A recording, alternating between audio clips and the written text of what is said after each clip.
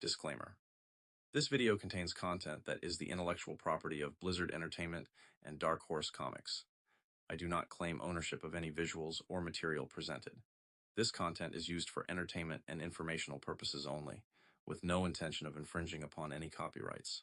If there are any concerns regarding the use of this content, please reach out for resolution. Sargheras and the Betrayal. The Keepers went about their duties on Azeroth, unaware of a new threat that was taking shape in the distant reaches of the Great Dark. Sargeras, having broken all ties with the Pantheon, meditated on the fate of the universe in isolation. His fear that the Void Lords had already corrupted otherworld souls consumed him. As doubt and despair continued twisting the Titan's every thought, he became more certain than ever that creation itself was fatally flawed. Finally, he concluded that the only way to spare the universe was to purge it in fire. Thus, his grand Burning Crusade would begin. To accomplish this Burning Crusade, Sargeras required a vast force of unquenchable rage. He knew of only one place that held such power and potential: Mardoom, the Plane of Banishment. Over the ages, the prison had become bloated with fell magic and vengeful demons. Their presence had warped Mardoom, transforming it into a realm of nightmare. Torrents of fell energy ceaselessly bombarded the prison's walls, bathing the captive demons in a roiling sea of volatile magic.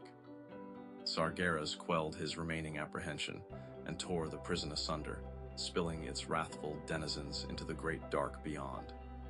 The subsequent explosion of fell magic was powerful beyond even what the fallen Titan had imagined. Violent energies enveloped Sargeras, surging through his veins and searing his very soul. His eyes burst in gouts of emerald fire. Fell volcanoes ignited across his once noble form, splitting his skin apart and revealing an endless furnace of blistering hate. Yet despite these horrific physical changes, Sargeras' mind remained locked on his one all-consuming purpose: to prevent the Void Lords from possessing creation. Life itself had to be extinguished. In shattering the prison, Sargeras had ruptured the boundary between the Great Dark and the twisting Nether. A monstrous celestial maw, limbed in a storm of emerald fire, had ripped through the fabric of reality. It would remain a scar on creation, smoldering proof of Sargeras' madness for all eternity. Demons of every shape and size poured into the physical universe from this rift, howling in triumph at their release. Sargeras imbued the ravenous masses with his power, uniting them as one in an inferno of fell magic. Though many demons had previously tapped into the volatile energies of the Nether, none had ever experienced the pure might and rage found in Sargeras' fel. Some of the creatures grew in size and stature. Still others felt new cunning and intelligence unfold in their minds. By this point, Sargeras had learned more about the nature of demons, including how to permanently destroy their spirits. He offered a simple pact in exchange for the demons' newfound power: fight at his command or be extinguished. It was not a difficult choice. To thwart the Void Lords, Sargeras unleashed his new army, his Burning Legion, upon the innumerable worlds of the Great Dark. Never before had the forces of evil been united in such numbers. Sargeras wielded enough power to make disobedience all but unthinkable. None would dream of challenging him, but more importantly, his minions grew to delight in their role as agents of extinction. The Burning Legion fell upon its first world. Though it did not contain a slumbering Titan, it was a world that had been ordered by the Pantheon in ages past. Sargeras' forces incinerated the mortal civilizations that dwelled there, wiping out dozens of sentient species. When the Constellar, whom the Pantheon had charged to oversee the world, arrived, Sargeras himself annihilated the celestial being. Agramar was the first to learn of the Constellar's demise. As more news of the Burning Legion's atrocities reached him, he hunted down the demonic army. Agramar arrived just in time to witness the Legion scouring yet another world, and he saw the twisted, fire-wreathed being leading it, his mentor and greatest friend, Sargeras. Agramar was stunned. He demanded an explanation from Sargeras. The former champion offered none, only declaring that his Burning Crusade was the sole means to purify the universe. Anyone who stood against him, Sargeras added, would burn in the fires of his legion as well. Knowing that he could not sway Sargeras with words, Agromar challenged his former mentor to single combat. Before the watching eyes of the demon masses, the two greatest warriors the universe had ever known came to blows. Agromar soon found himself outmatched. Like all titans, he was uniquely susceptible to fell magic. Sargeras' ferocious assaults shattered Agromar's defenses and sent him reeling in agony. In a final desperate counterattack, Agromar summoned all the power at his command and struck at Sargeras. Their two blades met, igniting a furious explosion of fell and arcane power. When the torrent of warring energies finally subsided, Sargeras and Agromar saw that both of their weapons had been shattered. Heavily wounded by the blast, Agromar retreated from the battle and returned to the rest of the Pantheon. Disbelief gripped the other Titans as they learned what had happened. The thought of their most trusted and noble warrior falling to darkness shook their faith to the core. The Pantheon could not fathom how to stop such a threat, yet they agreed they could not sit idly by. Girded for war, the combined might of the Pantheon confronted Sargeras and his unholy legion near a world named Nihilam. Aman'Thul called out to Sargeras, pleading with him to abandon his mad Burning Crusade. He told Sargeras of Azeroth, a fledgling world soul with more potential than any of the Pantheon had ever seen, a being strong enough to defeat the Void Lords in due time. Sargeras listened carefully but was unmoved. Despite his earlier battle with Sargeras, Agromar believed that something noble still lingered deep in the former champion's heart. As a last resort, he laid down his arms and approached the fallen Titan. Agromar recounted tales of their glorious battles against demons, reminding Sargeras of the sacred oaths they had sworn to protect creation. But Sargeras was set in his ways. Nothing the Pantheon could say, nothing even his cherished protege could say, would ever change his mind. With a howl of rage and sorrow, Sargeras struck Agromar down, his ruined fellblade nearly cleaving the Titan in two.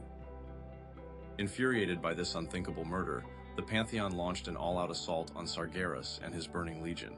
Stars withered and died as the battle raged across the cosmos, scarring vast stretches of reality. Nihilam, known thereafter as the Doom World, became warped and twisted by the apocalyptic conflict. The Titans of the Pantheon wielded powers incomprehensible to mortal minds, yet even they could not overcome Sargeras' fell-fueled might. The fallen Titan decimated the Pantheon members with fell fire until he had broken their will to fight. To seal their demise, Sargeras summoned a massive fell storm that would consume their bodies and souls alike. Yet just as the furious onslaught of energy washed over the defeated Titans, Norgannon made one last attempt to stave off oblivion. Norgannon bent the raw energies of the universe to his will, weaving a protective shroud around each of the Pantheon Titans' spirits and launching them into the great dark. While the Titans' disembodied souls hurtled through the cosmos, Sargeras' fell storm obliterated what remained of their physical forms. Unaware that the Titans' spirits had survived, Sargeras declared the Burning Legion victorious. The Pantheon was no more, and he now had tantalizing clues about a powerful world soul called Azeroth. Yet though Sargeras had learned the name of this nascent Titan, its whereabouts remained a mystery. Nonetheless, without the Pantheon to oppose him, he knew he would find the world soul in time, and he knew he would have to do so before the Void Lords did. The Burning Crusade. The Burning Legion had triumphed over the Pantheon, and Sargeras moved to rally even more demons to his cause. Yet the fight with the Pantheon had exposed a flaw in his seemingly unstoppable army, one that he was determined to remedy. For all of Sargeras' vast power and intellect, he could not direct his entire army at once. Demons were vicious and bloodthirsty, but most lacked strategic thinking. Much of the Legion had fallen needlessly to the Pantheon. Sargeras wanted cunning and tactically minded commanders to join his side, and he had seen a place from which to harvest such servants, a world called Argus. Argus was home to the highly advanced Eridar, a race far more intelligent than any other Sargeras had encountered. The Eridar hungered for knowledge above all else. By attaining it, they believed they could shape the universe into a better and more benevolent place. A triumvirate of leaders ruled over the Eridar, not by might or fear, but by contemplating the great questions of the cosmos and sharing the answers with their people. The mighty Archimonde had a gift for finding the strengths in those around him. His bold demeanor inspired his followers, filling them with the confidence and the courage to face any challenge.